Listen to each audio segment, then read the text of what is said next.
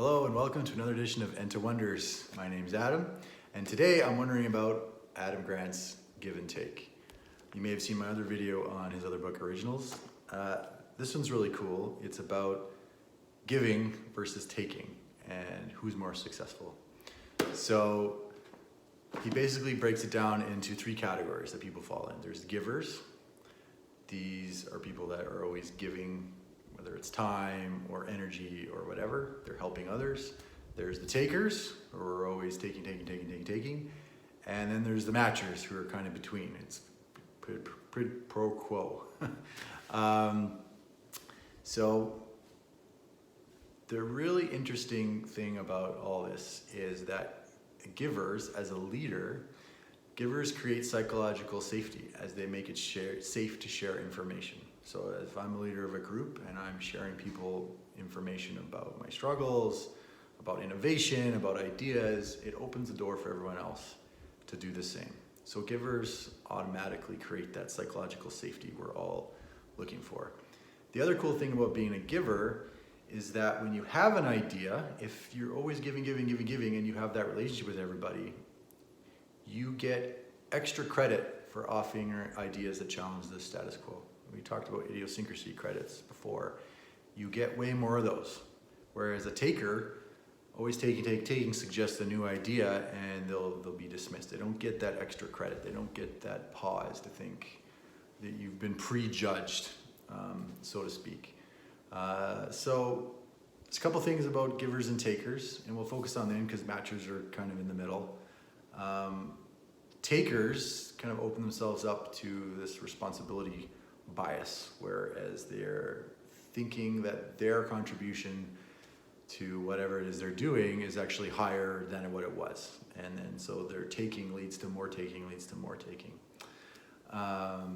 Givers, on the other hand, this is really interesting.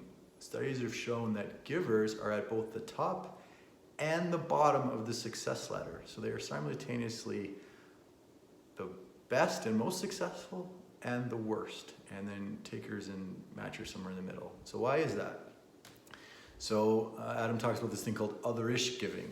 So givers who just give freely, but not really thoughtfully, will ultimately be depleted of resources and people will take advantage of them and they will end up at the bottom, exhausted and depleted. Whereas people that exercise this Otherish giving, this thoughtful giving, a little more strategic, yeah, absolutely I can help you. Here's how I can help you and here's when I can do it, right? There's a bit of an evaluation that happens. It's not just free yes right away.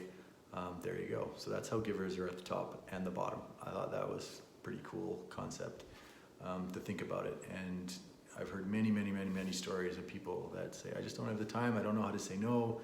This is where that kind of comes in. And then finally, this is really interesting. Adam gets into why do we underestimate the number of people who are willing to give? So when we are in a strange city and we want to ask directions, why do we hesitate? Why do we think, oh, we'll bother them, they won't want to give me directions? And the answer is, and there's studies to support this, is that when we try to predict other people's reactions, we tend to focus on the cost of saying yes versus the cost of saying no. So I'm walking down the street in my city and someone asks me directions, I'm happy to give them to them. The cost, there's just nothing. To me, it's nothing. Whereas they might look at me walking down the street and like, oh, he's probably busy, I don't want to bother him. We tend to focus on the cost of saying yes being too high versus I'm happy to help. So something to consider next time you're trying to ask something of somebody in a corporate environment or on the street or whatever. So I guess ask you to consider, are you a giver, a matcher, a taker?